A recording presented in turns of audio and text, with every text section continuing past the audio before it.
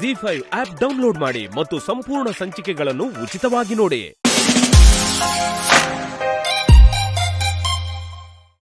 ಸುಟ್ಟು ಭಸ್ಮ ಆಗೋ ಶಾಪ ಕೊಡಿ. ನನ್ನ ಆತ್ಮ ಗತಿ ಸಿಗದೆ, ನೆಮ್ಮದಿ ಸಿಗದೆ, ಅನಂತ ವಾಯುಲಿ ಅಲೆದಾಡೋ ಹಾಗೆ ಶಾಪ ಕೊಟ್ಬಿಡಿ ನಾಗಮಾತ. ನಾನು ನಿನ್ನನ್ನು ನಂಬುವೆ ಶಿವಾನಿ. ನಾನು ಈ ಭೂಲೋಕಕ್ಕೆ ನನ್ನ ಕಂದ ಆದಿಶೇಷನನ್ನು ಹುಡುಕಿಕೊಂಡು ಬಂದೆ. ಆದರೆ ಈ ಮನೆಗೆ ಬಂದ ತಕ್ಷಣ ನನ್ನಲ್ಲಿ ಅದೆಂತಹದು ಗೊಂದಲ. ಎದುರಿಗೆ ನಿಂತವರು ಶತ್ರುಗಳು ಅನ್ನೋ ಭಾವನೆ. ನಾನು ಏಕೆ ಹಾಗೆಲ್ಲ ಮಾತಾಡಿದೆ ಎಂದು ನನಗೆ ಅರ್ಥವಾಗುತ್ತಿಲ್ಲ.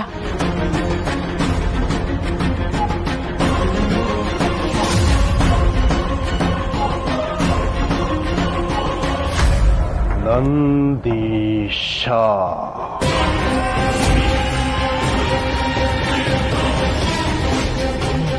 ನನ್ನ ಬಗ್ಗೆ ಯಾರಿಗೂ ಅನುಮಾನ ಬರಬಾರ್ದು ಅಂತ ನಾನಿದ್ದೆ. ಆದ್ರೆ ಬಂದಿದ್ದ ಹೆಂಗಸು ನಾಗಮಣಿ ಹಿಂದೆ ಇರೋ ಬೇಟೆಗಾರ ನಾನು ಅಂತ ಹೇಳ್ತಾರೆ. ಬೇಟೆಗಾರ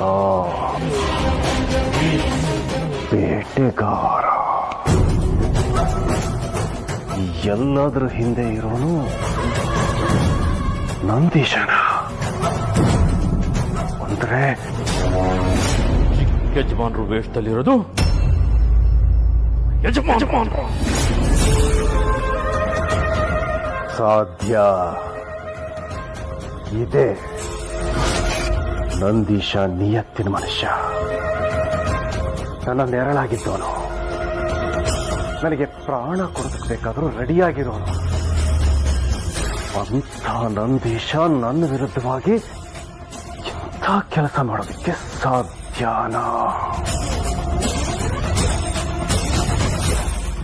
ಹಾಗಾದ್ರೆ ನೀವು ಆ ಧನಂಜಯನನ್ನ ದಿಗ್ವಿಜಯ, ನಂದೀಶ ಆದಿಶೇಷನ ಹತ್ಯೆಯಲ್ಲಿ ಪಾಲ್ಗೊಂಡಿದ್ದಾನೆ ಅಂತ ಹೇಳಿದ್ದು ಗೊತ್ತಿಲ್ಲ.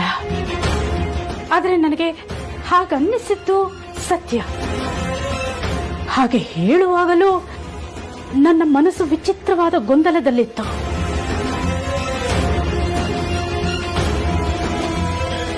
ಬಹುಶಃ 125 ಸಂವತ್ಸರಗಳ ಹಿಂದೆ ಆ ಮೋಹಿನಿ ಕೊಟ್ಟ ಶಾಪವೇ ಕಾರಣವಿರಬಹುದೇನೋ.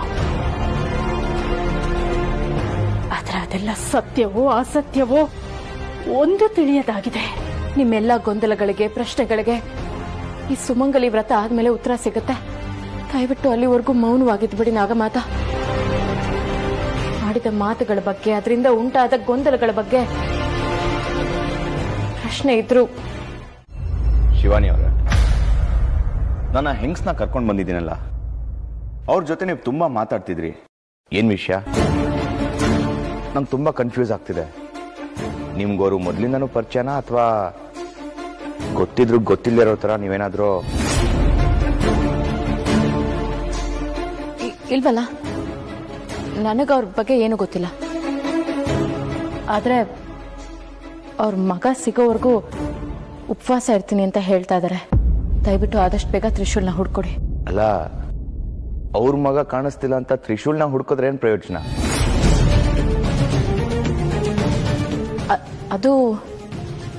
ಅದು ನೀವು ಮೊದಲು ಬಂದಿದ್ದು ತ್ರಿಶೂಲ್ನ ಹುಡ್ಕೊಂಡು ತಾನೆ. ಈಗ ನೋಡಿದ್ರೆ ಅವ್ರ ಮಗನ ಹುಡ್ಕೊಡ್ತೀನಿ ಅಂತ ಮಾತು ಕೊಟ್ಟಿದ್ದೀರಂತೆ. ಮೊದಲು ನೀವು ಬಂದಿರೋ ಕೆಲಸನ ಮುಗಿಸಿ ಆದಷ್ಟು ಬೇಗ ನನ್ನ ತ್ರಿಶೂಲ್ನ ಹುಡ್ಕೊಡಿ. ಅಲ್ಲಿವರೆಗೂ ಅವ್ರಿಲ್ಲೇ ಇರ್ತಾರೆ. ಅದುವರೆಗೂ ನಾನು ಯಾರು ಅನ್ನೋದನ್ನ ಹೇಳೋದು ಬೇಡ.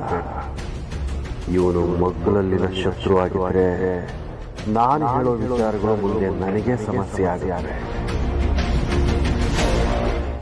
ಚಿಕ್ಕ ಯಜಮಾನ್ರಾಗಿದ್ರೆ ಈ ಪ್ರಶ್ನೆ ಕೇಳ್ತಾ ಇರಲಿಲ್ಲ. ಯಜಮಾನ್ರು ಮನೇಲಿ ಇಲ್ದ ಇದ್ದಾಗ ನಾನು ನಿಯತ್ತಿನ ನಾಯಿ ತರ ಇದ್ದವನು. ಯಜಮಾನ್ರು ಯಾವಾಗ ಬರ್ತಾರೆ ಅಂತ ಕಾಯ್ತಾ ಇದ್ದವನು. ನಿಮ್ಗೆ ಗೊತ್ತಿರಬೇಕು, ರೀನಾ ಮದುವೆ ವಿಷಯ ಪ್ರಸ್ತಾಪ ಮಾಡಿದಾಗ ಯಜಮಾನರು ನಿಂತು ಮಾಡಿದ್ರೆ ಚೆನ್ನಾಗಿರುತ್ತೆ ಅಂತ ಹೇಳ್ದೋನೆ ನಾನು. ಹಾಗೆ ತ್ರಿಶೂಲ್ಗೆ ಎರಡನೇ ಮದುವೆ ಮಾಡಕ್ ಹೊರಟಾಗ ನೀವು ಮಾಡ್ತಾ ಇರೋದು ತಪ್ಪು ಅಂತ ಹೇಳ್ದವ್ ನಾನು. ಅಂಥದ್ರಲ್ಲಿ ಈ ಮನೆಗೆ ದ್ರೋಹ ಮಾಡ್ತೀನಾ? ಆದ್ರೆ ಆ ಹೆಂಗ್ಸ್ ಹೇಳಿದ್ದು ಹಾಗೆ ಅಲ್ಲ. ಅವ್ರು ನನ್ನ ಬಗ್ಗೆ ಹೇಳಿದ್ದಕ್ಕೆ ನೀವು ನನ್ನ ನಂಬ್ತಾ ಇಲ್ವಲ್ಲ? ಅವ್ರು ನಿಮ್ಮ ಬಗ್ಗೆನೂ ಒಂದಷ್ಟು ಹೇಳಿದ್ರಲ್ಲ. ಹಾಗಾದ್ರೆ ನಾನು ನಿಮ್ಮನ್ನ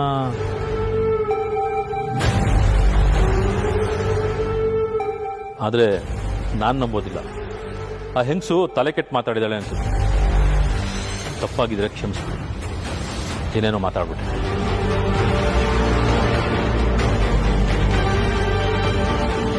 ಇವನಲ್ಲಿ ಒಂದಷ್ಟು ಪ್ರಶ್ನೆಗಳಿವೆ.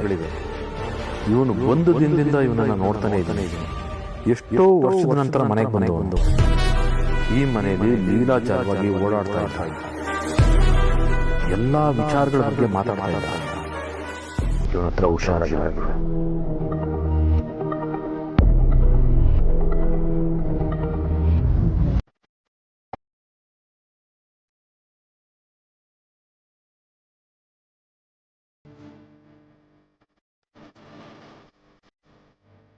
ಮಯೂರಿ ಅಕ್ಕ, ಯಾಕೆ ಹೀಗೆ ಕೂತಿದ್ಯಾ? ಹುಷಾರಿಲ್ವಾ? ಏನಿಲ್ಲ ಅಕ್ಕ, ಹುಷಾರಾಗಿದ್ದೀನಿ.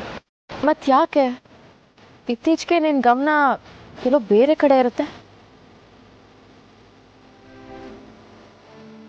ನಾನು ನೋಡ್ತಾನೆ ಇದ್ದೀನಿ. ಕೂತಲ್ಲೇ ಕೂತಿರ್ತೀಯ, ದೃಷ್ಟಿ ಒಂದ್ ಕಡೆ ಇರುತ್ತೆ, ಮನ್ಸು ಬೇರೆ ಕಡೆ ಇರುತ್ತೆ. ನಾನು ಪೂಜೆ ಮಾಡ್ತಾ ಇದ್ರು ನೀನ್ ಏನೋ ಯೋಚನೆ ಮಾಡ್ತಾ ಇರ್ತೀಯ. ನಿನ್ ಕಣ್ಣು ಆ ಕಡೆ ಈ ಕಡೆ ಏನೋ ಹುಡುಕ್ತಾನೆ ಇರುತ್ತಲ್ಲ. ನಾನು ಯಾವ ಮನಸ್ಥಿತಿಲಿ ಪೂಜೆ ಮಾಡ್ತಾ ಇದ್ದೀನಿ, ಆದ್ರೆ ನಿನ್ನ ಮನಸ್ಸಲ್ಲಿ ಭಕ್ತಿ ಭಾವ ಏನು ಇರೋದೇ ಇಲ್ವಲ್ಲ. ನೀನ್ ಬಂದಿರೋದು ನನಗೆ ಸಹಾಯ ಮಾಡೋದಕ್ಕೆ, ಅದ್ರ ಮೂಲಕ ನಿನಗೆ ಬಂದಿರೋ ತೊಂದರೆನ ನಿವಾರಿಸ್ಕೊಡೋದಕ್ಕೆ. ಆದ್ರೆ ನೀನ್ ನಿನ್ ಸಮಸ್ಯೆನ ಇನ್ನೂ ಜಾಸ್ತಿ ಮಾಡ್ಕೋತಿದ್ಯಾ. ನನ್ನ ಪೂಜೆಗೂ ತೊಂದರೆ ಮಾಡ್ತಿದ್ಯಾ. ಹಾಗೇನಿಲ್ಲ ಅಕ್ಕ, ನಿಮ್ಗೇನಾದ್ರೂ ಆ ಥರ ಅನ್ಸಿದ್ರೆ ದಯವಿಟ್ಟು ನನ್ನ ಕ್ಷಮಿಸ್ಬಿಡಿ. ಸರಿ, ಮತ್ತೆ ಹಾಗೆಲ್ಲ ಮಾಡಕ್ ಹೋಗ್ಬೇಡ. ಸರಿ ಅಕ್ಕ.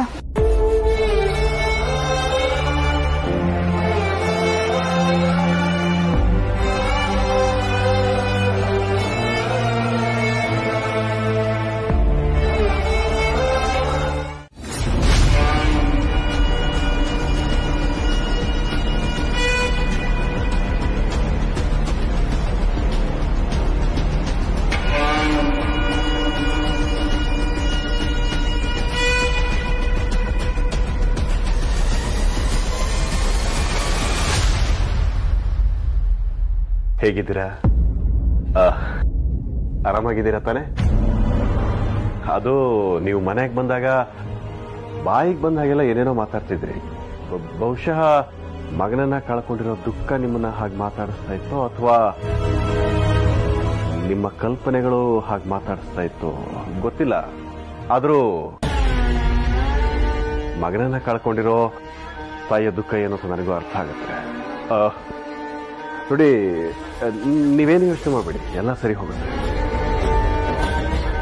ಯಾವುದೇ ಕಾರಣಕ್ಕೂ ಭಯ ಪಡಬೇಡಿ, ಆತಂಕ ಪಡಬೇಡಿ. ನಿಮ್ಮ ಮಗ ಎಲ್ಲೇ ಇದ್ರೂ ಕರ್ಕೊಂಡು ಬರೋ ಜವಾಬ್ದಾರಿ ನಂದು. ಅಂದಾಗೆ ನಿಮ್ಮ ಮಗಂದು ಯಾವುದಾದ್ರೂ ಫೋಟೋ, ಅಡ್ರೆಸ್ ಏನಾದರೂ ಇದೆಯಾ? ಯಾವುದೂ ಇಲ್ಲ. ಹಾಗಾದ್ರೆ ಇವರಲ್ಲಿ ಎಲ್ಲಿ ಅಂತ ಹುಡುಕೋದು ಅವನ್ನ? ಒಂದು ಕೆಲಸ ಮಾಡೋಣ, ನಾನು ನಿಮ್ಮ ಫೋಟೋ ತಗೊಳ್ತೀನಿ. ಅದನ್ನ ಇಂತಿಂತವರು ಹೀಗೆ ಬಂದಿದ್ದಾರೆ, ಅವ್ರ ಮಗ ಕಾಣೆಯಾಗಿದ್ದಾನೆ ಅಂತೇಳಿ ಟಿವಿನಲ್ಲಿ ಮತ್ತೆ ನ್ಯೂಸ್ ಪೇಪರ್ನಲ್ಲಿ ಆ್ಯಡ್ ಕೊಟ್ರೆ ನಿಮ್ಮ ಮಗ ಎಲ್ಲಿದ್ರೂ ಬರ್ತಾನೆ.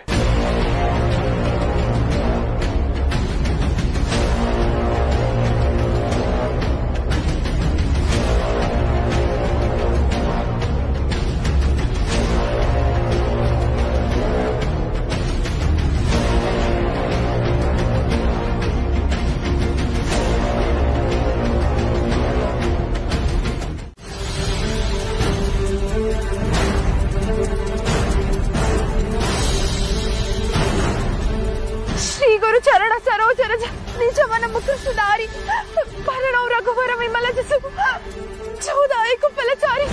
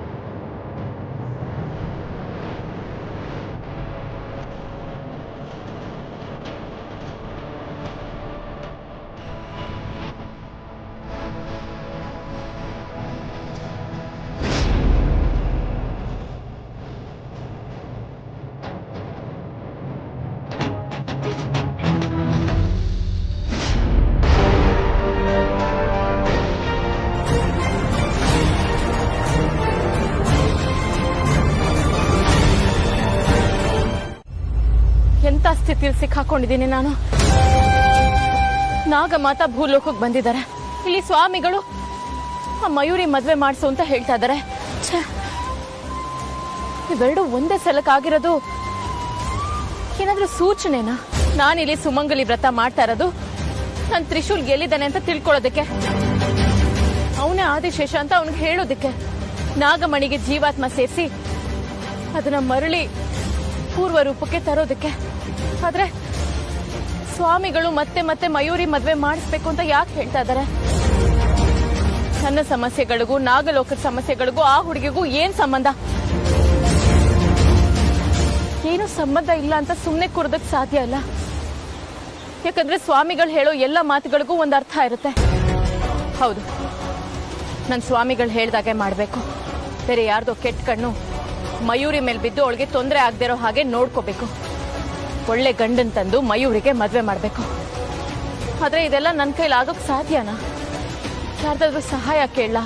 ಮನೆಯವ್ರ ಸಹಾಯನಾ, ಬೇರೆಯವ್ರ ಸಹಾಯನಾ? ಒಂದು ಗೊತ್ತಾಗ್ತಿಲ್ವಲ್ಲ, ಏನ್ ಮಾಡ್ಲಿ ನಾನು?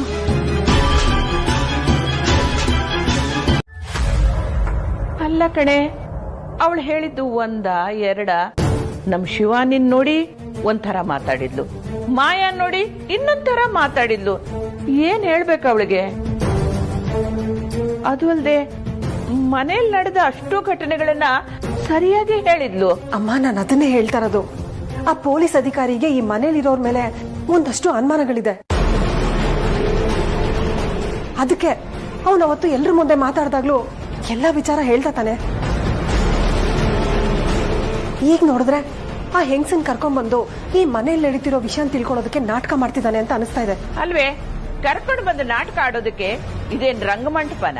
ಅಮ್ಮ, ಆ ಯಮ್ಮ ಹೇಳಿದ್ದೆಲ್ಲ ಏನೋ ಸರಿ. ನನ್ ಗಂಡನ ಬಗ್ಗೆ ಮಾತಾಡಿದ್ದು, ಚಿಕ್ಕ ಯಜಮಾನ್ರ ಬಗ್ಗೆ ಮಾತಾಡಿದ್ದು, ಇನ್ನು ಮನೆಗೆ ಬರ್ದೇ ಇರೋ ದೊಡ್ಡ ಯಜಮಾನ್ರ ಬಗ್ಗೆ ಮಾತಾಡಿದ್ದು ಎಲ್ಲ ಸುಳ್ಳು ಅಂತ ನಮ್ಗೆಲ್ಲ ಗೊತ್ತು ತಾನೆ. ಸದ್ಯಕ್ಕೆ ನಾವ್ ಆ ವಿಷಯನೆಲ್ಲ ಮರೆತು ಸುಮ್ಮನೆ ಇರೋದೇ ಒಳ್ಳೇದು ಅಂತ ಅನಿಸ್ತಿದೆ. ಹೌದು ಅತ್ತೆ, ಅವ್ರೇನೋ ಕಂಡಿಡಿಯಕ್ ಬಂದಿದ್ದಾರೆ. ಆದ್ರೂ ಯಾವುದೋ ಉಪಾಯ ಈ ಮಾತು ಅಂತ ನನಗೆ ಅನಿಸ್ತಾ ಇದೆ. ಇದ್ರ ಮಧ್ಯ ನಾವೇನೋ ಮಾತಾಡಕ್ ಹೋಗೋದು, ಅದಿನ್ನೇನೋ ಸಮಸ್ಯೆ ಆಗೋದು, ಇದೆಲ್ಲ ಬೇಡ ಅಂತ. ಅಂದ್ರೆ ನಮ್ಮ ನೀನ್ ಹೇಳ್ತಾ ಇರೋದು ಅವಳ ಪಾಡಿಗೆ ಅವಳಿರ್ಬೇಕು, ನಮ್ ಪಾಡಿಗೆ ನಾವಿರ್ಬೇಕು ಅಂತನಾ? ಹೌದು ಅತ್ತೆ. ಇಲ್ಲ ಅಂದ್ರೆ ಆ ಪೊಲೀಸ್ ಅಧಿಕಾರಿ ಅಭಯ್ ಅವ್ರನ್ನ ಆಚೆ ಕಳಿಸ್ದೆ ಮನೆಯಲ್ಲೇ ಯಾಕೆ ಇಟ್ಕೋಬೇಕಾಗಿತ್ತು? ಇದ್ರಲ್ಲಿ ಏನೋ ನಡೀತಾ ಇದೆ ಅಂತ ಅನಿಸ್ತಾ ಇಲ್ವಾ ನಿಮ್ಗೆ? ಹಾಗಾಗಿ ನಾವು ಜಾಸ್ತಿ ಮಾತಾಡೋದು ಬೇಡ, ತಲೆ ಕೆಡಿಸ್ಕೊಳ್ಳೋದು ಬೇಡ. ಸತ್ಯ ಯಾವುದು ಸುಳ್ಳು ಯಾವುದು ಅಂತ ಗೊತ್ತಾಗೇ ಆಗತ್ತಲ್ವಾ? ನಾವು ಬಂದವಳ ಹತ್ರ ಬೇರೆ ಏನು ಮಾತಾಡೋದು ಬೇಡ, ನಮ್ಮ ಪಾಡಿ ನಾವು ಇದ್ದು ಬಿಡೋಣ. ಸರಿ ಅಮ್ಮ, ಇನ್ನೇನ್ ಮಾಡಕ್ಕಾಗತ್ತೆ? ಆಗೋದೆಲ್ಲ ಒಳ್ಳೇದಕ್ಕೆ ಅಂತ ತಿಳ್ಕೊಂಡು ಸುಮ್ಮನಿದ್ಬಿಡ್ಬೇಕು ಅಷ್ಟೇ. ನೀನ್ ಪಕ್ಕದಲ್ಲಿದ್ದಾಗ ಸಾವು ಬಂದ್ರೆ ಗೊತ್ತಾಗಲ್ಲ, ಇನ್ನೀ ನೋವು ಗೊತ್ತಾಗತ್ತ. ನನ್ನಿಂದ ನಿಮ್ಗೆ ಹಿಂಗಾಯ್ತು ಅಂತ ನನಗ್ ತುಂಬಾ ಸಂಕಟ ಆಗ್ತಾ ಇದೆ. ಆದ್ರೆ ನಿಮ್ಗೋಸ್ಕರ ಇಷ್ಟಾದ್ರೂ ಮಾಡಿದ್ನಲ್ಲ ಅಂತ ನನಗ್ ಸಂತೋಷ ಆಗ್ತಾ ಇದೆ. ಏನ್ ಸಂತೋಷ? ನಿಮ್ಗೇನಾದ್ರೂ ಆಗಿದ್ದಿದ್ರೆ, ನಿಮ್ ಪ್ರಾಣಕ್ಕೇನಾದ್ರು ತೊಂದರೆ ಆಗಿದ್ದಿದ್ರೆ? ನಿಮ್ಮನ್ನ ತೊಂದರೆಯಿಂದ ಕಾಪಾಡೋ ಹಾಗಾಯ್ತಲ್ವಾ. ನನ್ನವಳನ್ನ ಉಳಿಸೋದ್ರಲ್ಲಿ ನನ್ನ ಪ್ರಾಣ ಹೋದ್ರೆ ಅದ್ ನನ್ ಪುಣ್ಯ. ನೋಡಿ, ನನ್ ಮನ್ಸಲ್ಲಂತ ಭಾವನೆಗಳು ಯಾವ್ದೂ ಇಲ್ಲ. ನೀವ್ ಏನೇನೋ ಅನ್ಕೊಂಬೇಡಿ. ಅದ್ ನಿಮ್ ಮನ್ಸಿನ ವಿಚಾರ, ಅದ್ ನೀವ್ ಹೇಳ್ಕೊಂಡ್ರಿ. ಹಾಗೆ ನನ್ ಮನ್ಸಲ್ಲಿರೋ ವಿಚಾರನ ನಾನು ಹೇಳ್ಕೊಂತ ಇದ್ದೀನಿ. ಇದು ಒಂದು ಪ್ರಯಾಣ. ಇಲ್ಲಿ ನಾವಿಬ್ರು ಹೆಜ್ಜೆಗಳಿಡ್ತಾ ಇದ್ದೀವಿ, ಪುಟ್ಟ ಪುಟ್ಟ ಹೆಜ್ಜೆಗಳು. ಇದು ಯಾವತ್ತೂ ಕೊನೆಯಾಗ್ದಿರ್ಲಿ. ನೋಡಿ, ನಿಮ್ ಮನೆ ಎಲ್ಲಿ ಅಂತ ಹೇಳಿ ನನ್ಗೆ, ನಾನ್ ನಿಮ್ಮನ್ನ ಬಿಟ್ಟು ಬರ್ತೀನಿ. ನೀವ್ ಹುಷಾರಾದ್ಮೇಲೆ ಎಲ್ ಬೇಕಾದ್ರೂ ನಡ್ಕೊಂಡು ಹೋಗೋರ್ವಂತೆ. ನಾನೊಬ್ನೇ ನಡೆಯೋದಾಗಿದ್ರೆ ಇಷ್ಟು ದೂರ ಬರ್ತಾನೆ ಇರ್ಲಿಲ್ಲ. ಜೊತೆಗೊಬ್ರು ಬೇಕು, ಅದು ನಾನು ಇಷ್ಟಪಡೋರೇ ಆಗಿರ್ಬೇಕು.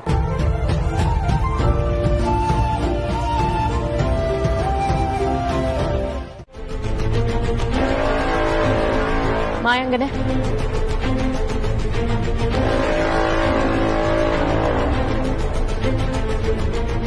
ನಾವು ನಾಗಲೋಕದವರು. ನಾವು ಎಲ್ಲೇ ಹೋದ್ರೂ ನಮ್ಮ ತನನ ನಾವು ಬಿಟ್ಕೊಡ್ಬಾರ್ದು. ಯಾವಾಗಲೂ ನಾವು ಜೊತೆಯಾಗೇ ಇರಬೇಕು. ನಮ್ಮ ಮಧ್ಯೆ ದ್ವೇಷ ಅಸೂಯೆ ಬಂದ್ರೆ ಅದು ಬೇರೆಯವ್ರಿಗೆ ಲಾಭ. ಈಗ ನಾವು ಒಟ್ಟಾಗಿರ್ಬೇಕಾದ ಸಮಯ. ಇಲ್ಲ ಅಂದ್ರೆ ನಮ್ಮ ಶತ್ರುಗಳ ಕೈ ಗಟ್ಟಿ ಆಗುತ್ತೆ. ನಾಗಮಣಿ ನಾಗಲೋಕ ಎಲ್ಲ ನಮ್ಮಿಂದ ದೂರ ಹೋಗುತ್ತೆ. ನಾಗಲೋಕದ ಅಗ್ನಿ ಆಗಿರುವ ನೀನು ಇಷ್ಟು ಆರಾಮಾಗಿ ಮಾತಾಡ್ತಾ ಇದೀಯ. ಇದ್ದಕ್ಕಿದ್ದ ಹಾಗೆ ಈ ತರ ಮಾತಾಡಕ್ಕೆ ಕಾರಣ? ನಮ್ದೊಂದು ಗುರಿ ಇದೆ ಅನ್ನೋದು. ಗುರುಗಳು ನಮ್ಗೊಂದು ಜವಾಬ್ದಾರಿ ಕೊಟ್ಟಿದ್ದಾರೆ. ಅದ್ರ ಪ್ರಕಾರನೇ ನಾವು ನಡ್ಕೋಬೇಕು ಅಲ್ವಾ? ಮಾಯಾ, ನನ್ನ ಮಾತು ಕೇಳು. ಇಲ್ಲಿ ನಾನು ನೀನು ನಾಗಮಾತಾ ಇದ್ದೀವಿ.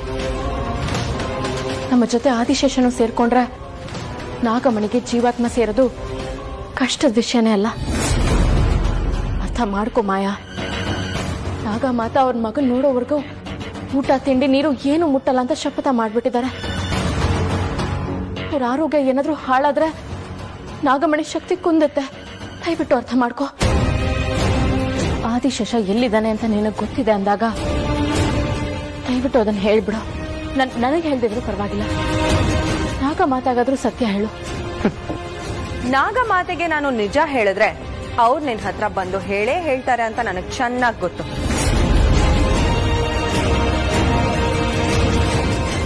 ಅದಕ್ಕೆ ನಿನ್ನ ಈ ಉಪಾಯ ಅಂತಾನೂ ಕೂಡ ಗೊತ್ತು. ನೀನು ಎಷ್ಟೇ ಪ್ರಯತ್ನ ಪಟ್ರು ಆದಿಶೇಷ ಎಲ್ಲಿದ್ದಾನೆ ಅಂತ ನಿನಗೆ ಗೊತ್ತಾಗಲ್ಲ. ಯಾಕೆಂದ್ರೆ ಅದನ್ನ ನಾನು ಹೇಳಲ್ಲ. ತಪ್ಪು ಮಾಡ್ತಾ ಇದೀಯ ನೀನು. ನಮ್ಮ ಲೋಕದ ನಿಯಮಗಳ ವಿರುದ್ಧ ಹೋಗ್ತಾ ಇದೀಯ ನೀನು. ನನ್ನ ಲೋಕದ ನಿಯಮ ನನ್ನ ಪರವಾಗಿದ್ದಾಗ ಮಾತ್ರ ಅದು ನನ್ನ ನಿಯಮ. ಇಲ್ಲವಾದಲ್ಲಿ ಅದು ಒಲ್ಲದ ನಿಯಮ. ನನ್ನ ಹುಟ್ಟು ಮರು ಹುಟ್ಟು ಎಲ್ಲವೂ ನನ್ನ ಆದಿಶೇಷನಿಗೋಸ್ಕರ. ಹಾಗಿದ್ದಾಗ ಅವನು ಎಲ್ಲಿದ್ದಾನೆ ಎಂದ ಗುಟ್ಟು ನಾನು ಹೇಳಲ್ಲ. ನೋಡು, ಅದರಿಂದ ನಾಗಲೋಕಕ್ಕೆ ತೊಂದರೆ ಆಗುತ್ತೆ. ನನ್ನ ಆದಿಶೇಷನ್ಗೆ ತೊಂದರೆ ಆಗದೆ ಇದ್ರೆ ಸಾಕು. ನಾಗಮಾತಾಗೆ ಏನಾದ್ರೂ ತೊಂದರೆ ಆದ್ರೆ ಆದಿಶೇಷ ನಿನ್ನ ಕ್ಷಮಿಸೋದಿಲ್ಲ. ಅವನು ನನ್ನನ್ನ ಕ್ಷಮಿಸೋದ್ ಬೇಕಾಗಿಲ್ಲ. ನನ್ನ ಪ್ರೀತಿಸಿದ್ರೆ ಸಾಕು. ನೋಡು, ನನಗ ಆದಿಶೇಷ ಅಷ್ಟೇ ಮುಖ್ಯ. ಅವನೆಲ್ಲಿದ್ದಾನೆ ಅಂತ ತಿಳಿಯೋಕ್ ನೀನೇನೇ ಮಾಡಿದ್ರು ನಾನು ಹೇಳಲ್ಲ. ಅಲ್ಲಿ ನಾಗಮಾತಾ ಮಗನ್ಗೋಸ್ಕರ ಉಪವಾಸ ಮಾಡ್ತಾ ಇರೋದನ್ನ ನೋಡಿದ್ಮೇಲೂ ನೀನ್ ಈ ತರ ಮಾತಾಡ್ತಿದ್ಯಾ? ನಾನು ಆದಿಶೇಷನ್ಗೋಸ್ಕರ ಸಂವತ್ಸರಗಳಿಂದ ತಪಸ್ ಮಾಡ್ತಾನೆ ಇದ್ದೀನಿ. ಇವತ್ತು ಅವರು ಉಪವಾಸ ಮಾಡೋದ್ರಲ್ಲಿ ಏನು ದೊಡ್ಡ ವಿಷಯ?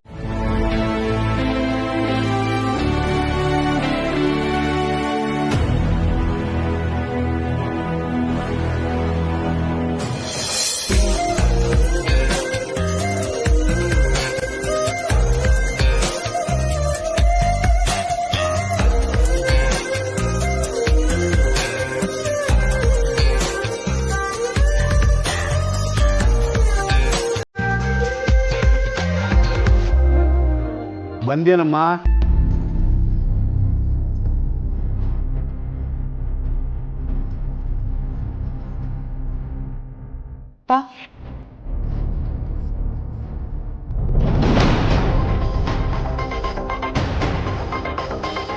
ಏನಾಯ್ತಮ್ಮ? ಏನು ಯೋಚನೆ ಮಾಡ್ತಿದ್ದೆ? ನಾನು ಕೇಳಿದ್ದು ನೀರು, ಗಾಳಿ ಅಲ್ಲ. ನೀರು ತಗೊಂಬಂದ್ರೆ ಖಾಲಿ ಲೋಟ ತಂದಿದ್ಯಲ್ಲಮ್ಮ. ಏನಾಯ್ತು ನಿಂಗೆ? ಏನಿಲ್ಲಪ್ಪ, ಏನಿಲ್ಲ. ನಾನು ನೀರು ತರ್ತೀನಿ. ಮೊದಲು ಏನಾಯ್ತು ಹೇಳು. ಏನಿಲ್ಲ ಅಪ್ಪ, ಏನಿಲ್ಲ.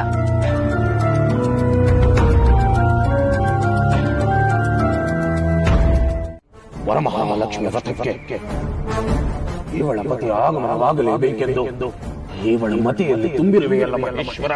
ಸ್ವಾಮಿಗಳೇ, ಏನ್ ನಿಮ್ಮ ಮಾತಿನ ಅರ್ಥ? ತ್ರಿಶೂಲ್ ಎಲ್ಲಿದ್ದಾನೆ ಅಂತ ನನಗೆ ಗೊತ್ತಿಲ್ಲ. ನೀವ್ ನೋಡಿದ್ರೆ ಹಬ್ಬಕ್ಕೆ ಅವನ ನನ್ನ ಜೊತೆಗೆ ಇರ್ಬೇಕು ಅಂತ ಹೇಳ್ತಾ ಇದ್ದೀರಾ? ನಿನ್ನ ಸುಮಂಗಲ ವ್ರತಕ್ಕೆ ಪೂರ್ಣ ಫಲ ಪ್ರಾಪ್ತಿಯಾಗಬೇಕೆಂದರೆ ನಿನ್ನ ಗಂಡ ಬರಲೇಬೇಕು, ಪೂಜೆಯಲ್ಲಿ ಭಾಗಿಯಾಗಲೇಬೇಕು. ಸ್ವಾಮಿಗಳೇ, ಈ ಸುಮಂಗಲಿ ವ್ರತ ಮಾಡ್ತಿರೋದೇ ತ್ರಿಶೂಲ್ ಬರ್ಬೇಕು ಅಂತ. ನೀವ್ ನೋಡಿದ್ರೆ ವರಮಹಾಲಕ್ಷ್ಮಿ ಹಬ್ಬಕ್ಕೆ ತ್ರಿಶೂಲ್ ನನ್ನ ಜೊತೆ ಇರ್ಬೇಕು, ಇಲ್ಲದೆ ಹೋದ್ರೆ ವ್ರತ ಸಂಪೂರ್ಣ ಆಗಲ್ಲ ಅಂತ ಹೇಳ್ತಾ ಇದೀರಲ್ಲ. ಏನಿದು ಸ್ವಾಮಿಗಳೇ ದ್ವಂದ್ವ? ನಾನು ಹೇಳಿದ್ದು ನಾಗಮಣಿಗೆ ಜೀವಾತ್ಮ ಸೇರುವ ಸಮಯಕ್ಕೆ ನಿನ್ನ ಪತಿಯ ಆಗಮನವಾಗುತ್ತದೆ. ನೀನು ಮಾಡುತ್ತಿರುವ ಸುಮಂಗಲ ವ್ರತ ನಾಗಮಣಿಗೆ ಅದರ ಶ್ರೇಯಸ್ಸಿಗೆ ಪೂರ್ತಿಯಾಗಬೇಕೆಂದರೆ ಈ ವರಮಹಾಲಕ್ಷ್ಮಿ ವ್ರತ ಆಗಲೇಬೇಕು.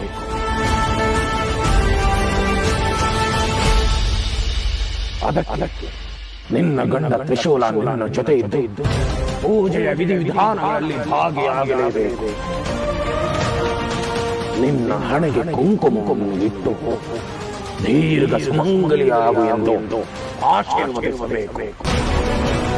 ಅಷ್ಟಾದರೆ ಮಾತ್ರ ಸಂಪೂರ್ಣ ಫಲ ಪ್ರಾಪ್ತಿಯಾಗುತ್ತದೆ. ಅಲ್ಲ, ನೀವ್ ಏನ್ ಹೇಳ್ತಾ ಇದ್ರ? ತ್ರಿಶೂಲ್ ಎಲ್ಲಿದ್ದಾನೆ?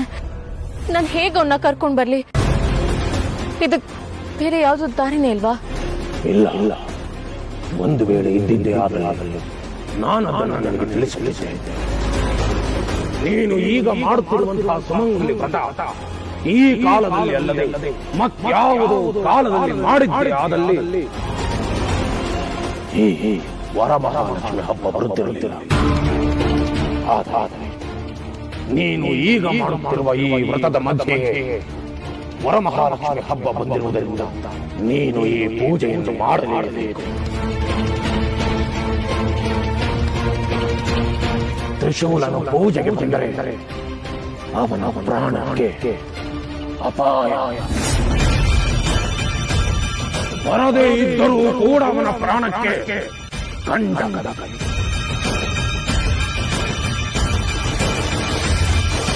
ಹೋಗ ಆ ಪರಮೇಶ್ವರನನ್ನ ಅಚಲ ಭಕ್ತಿಯಿಂದ ಪ್ರಾರ್ಥನೆ ಮಾಡಬಹುದು. ಈ ಸಂದಿಗ್ಧ ಸ್ಥಿತಿಯಲ್ಲಿ ನಮ್ಮನ್ನ ಪಾರು ಮಾಡಲು ಆ ಪರಮೇಶ್ವರನಿಂದ ಮಾತ್ರ ಸಾಧ್ಯ.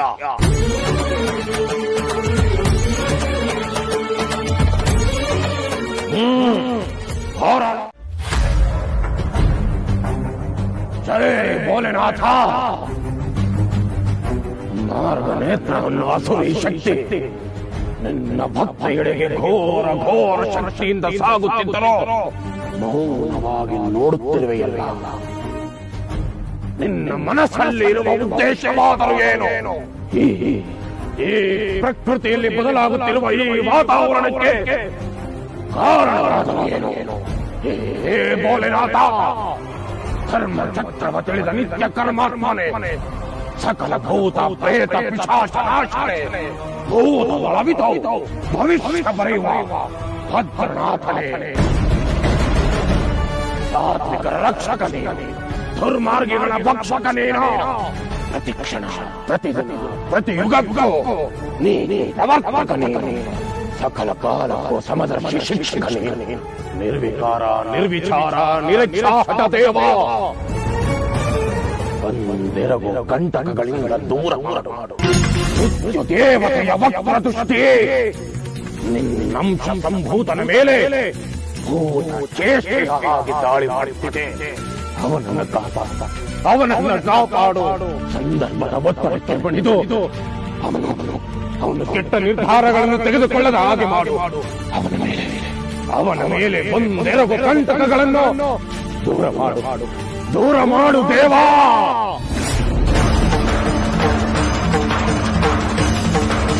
ಹಬ್ಬದ ದಿನ ಗಂಡ ಬಂದ್ರೆ ಯಾವ ಹೆಂಡತಿ ಖುಷಿ ಆಗಲ್ಲ ಹೇಳು? ಏನು ಖುಷಿ! ಮದುವೆ ಆದಾಗಿಂದ ಬಾವಾಜಿ ಹೆಸರು ಕೇಳಿದ್ರೆ ಸಾಕು, ತುಂಬಾ ಖುಷಿ ಆಗ್ಬಿಡ್ತೀಯ ನೀನು.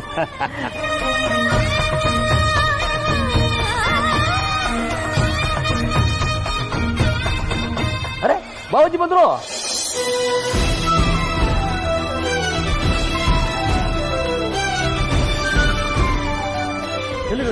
ತಮಾಷೆ ಮಾಡಿದೆ. ಗೋವಿಂದ,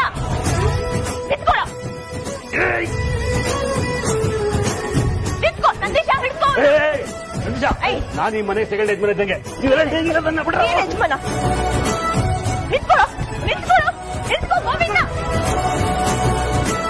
ಅಜ್ಜಿ, ಶಿವಾನಿ ಅವ್ರು ಎಲ್ಲಿ? ಅವಳು ಬಟ್ಟೆ ಬದಲಾಯಿಸ್ತಾ ಇದ್ದಾಳೆ.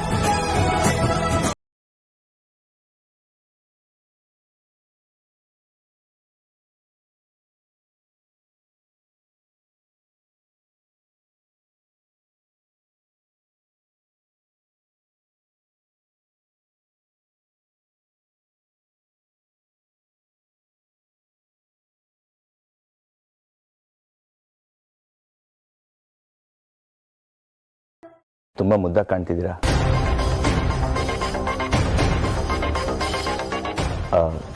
ಈ ಸೀರೆ ನಿಮಗೆ ತುಂಬ ಚೆನ್ನಾಗಿ ಹೋಗ್ತಾ ಇದೆ. ಆ್ಯಕ್ಚುಲಿ ನನಗೆ ಈ ಸೀರೆನ ಅಷ್ಟು ಇಷ್ಟ ಆಗಿಲ್ಲ. ನಿಮ್ಮ ಅಂದದಿಂದ ಈ ಸೀರೆಗೆ ಅಂದ ಹೆಚ್ಚಾಯಿತು ಅನಿಸ್ತಿದೆ. ನಿಮಗೆ ಇದು ಜಾಸ್ತಿ ಆಯಿತು ಅನಿಸ್ಲಿಲ್ವಾ? ಓಕೆ, ಕಮ್ಮಿ ಮಾಡ್ಕೋತೀನಿ ಬಿಡಿ.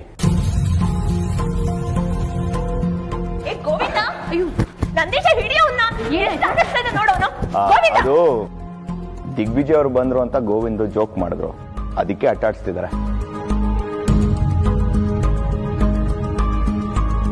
ಶಿವಾನಿ ಅವರೇ, ಮನೇಲಿ ಎಲ್ಲರೂ ಇಷ್ಟೊಂದು ಖುಷಿಯಾಗಿದ್ದಾರೆ, ಇಷ್ಟೊಂದು ದೊಡ್ಡ ಸೆಲೆಬ್ರೇಷನ್ ನಡೀತಿದೆ, ಆದ್ರೆ ನೀವು ಮಾತ್ರ ಡಲ್ ಆಗಿದ್ದೀರಾ. ಯಾಕೇನಾಯ್ತು? ಯಾಕೋ ಮನ್ಸು ಸರಿ ಇಲ್ಲ. ಏನಾಯ್ತು ಹೇಳಿ, ನಾನು ಸರಿ ಮಾಡ್ತೀನಿ. ಯಾರಿಂದನೂ ಅದನ್ನ ಸರಿ ಮಾಡೋಕ್ಕಾಗಲ್ಲ. ನನ್ನ ಪರಿಸ್ಥಿತಿ ಹೇಗಿದೆ ಅಂದ್ರೆ ಅದನ್ನ ಯಾರ ಹತ್ರನೂ ಹೇಳ್ಕೊಳಕ್ಕೂ ಆಗ್ತಿಲ್ಲ. ಆದ್ರೆ ನಿಮಗೆ ನಾನು ಏನು ಅಂತ ಗೊತ್ತಿದೆ ಅಂತ ಹೇಳ್ತಾ ಇದ್ದೀನಿ. ನಾನು ಮಾಡೋ ಈ ಪೂಜೆಗೆ ತ್ರಿಶೂಲ್ ಕೂಡ ನನ್ನ ಜೊತೆಗಿರ್ಬೇಕಂತೆ. ಇವತ್ತು ಹಬ್ಬಕ್ಕೆ ತ್ರಿಶೂಲ್ ಕೂಡ ಬಂದು ನನ್ನ ಜೊತೆ ಪೂಜೆ ಮಾಡ್ಬೇಕಂತೆ. ಅಕಸ್ಮಾತ್ ಅವ್ನು ಬರ್ಲಿಲ್ಲ ಅಂದ್ರೆ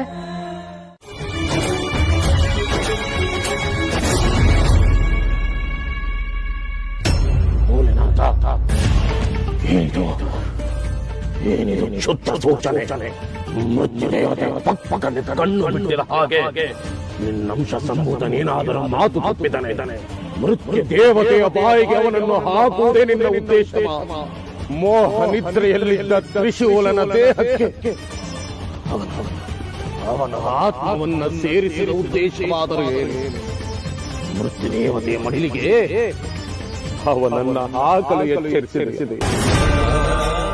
ಅವನ ಒಳಗಿನ ಅರಿವಿಗೆ ಮಂಕು ಕವಿಸಿ ಅವನನ್ನು ದಿಕ್ಕು ತಪ್ಪಿಸಿ ಬಿಟ್ಟೆಯ ದೇವ. ಯಾಕೆಂತ ಘೋರ ದೇವ, ನೀನೇ ಅವನ ಮನಸ್ಸನ್ನು ಬದಲಾಯಿಸುವ ಹಾಗೆ ಮಾಡಿ ಬದಲಾಯಿಸಿ ಈಗ ಮೃತ್ಯು ಕೂಪಕ್ಕೆ ತಳ್ಳಿಬಿಟ್ಟೆಯ ದೇವ, ತಳ್ಳಿಬಿಟ್ಟೆಯ.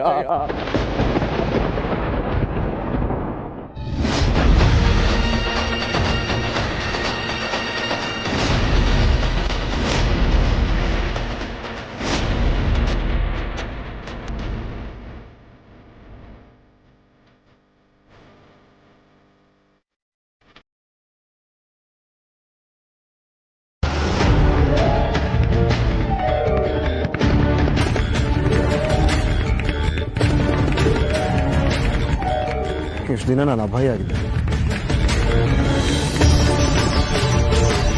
ನಾನು ಯಾರು ಅಂತ ತಿಳ್ಕೊಳ್ಳೋದಕ್ಕೆ ZEE5 ಆಪ್ ಡೌನ್ಲೋಡ್ ಮಾಡಿ ಎಲ್ಲಾ ಸಂಚಿಕೆಗಳನ್ನು ಸಂಪೂರ್ಣ ಉಚಿತವಾಗಿ ನೋಡಿ.